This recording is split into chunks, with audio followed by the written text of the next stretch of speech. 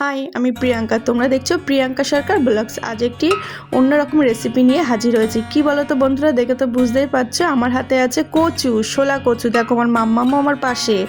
এই যে কচুগুলো আমি কেটে খোসা ছাড়িয়ে পিস পিস করে একটি পাত্রে রেখে দিয়েছি। তারপরে ধুয়ে ভালোভাবে জল ঝরিয়ে নিয়েছি আর কড়াইতে দিয়েছি একটু জলটা গরম হলে কচুটা দিয়ে ভালোভাবে সিদ্ধ করে নেব। বলে কচু নাকি ঠান্ডা জলে দিলে গলা ধরে, সেই জন্য একটু গরম জলে দিতে হয়।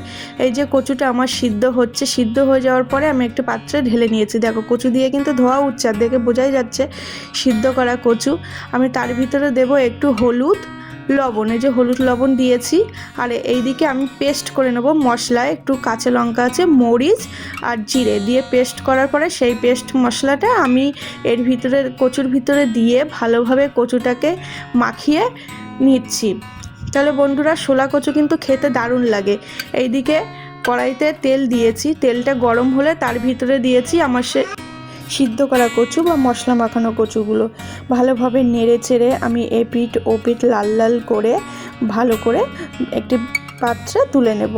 এই যে আমার কচু ভাজাও হয়ে গেছে, এই যে সব তুলে নিয়েছি পাত্রে। কিন্তু বন্ধুরা, এই কচুগুলো খেতে কিন্তু অসাধারণ লাগে।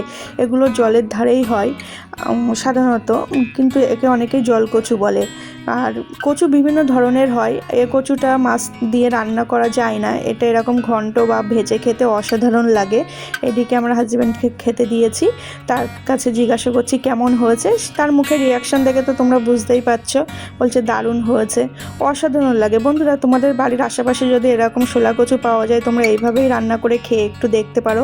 আর কমেন্ট করে জানিও আমাকে কেমনটা লাগলো খেতে।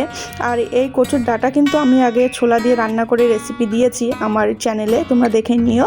আর এদিকে আমার ছেলেও সাধারণত কচু খায় না, সেও বলছে দারুণ হয়েছে, দারুণ হয়েছে, মানে অসাধারণ, কি বলবো, দারুণ লাগে, দারুণ। তাহলে বন্ধুরা, আমার চ্যানেলটিকে লাইক কমেন্ট সাবস্ক্রাইব করে পাশে থেকো। সবাইকে টাটা। আমার ছেলেও টাটা দিয়ে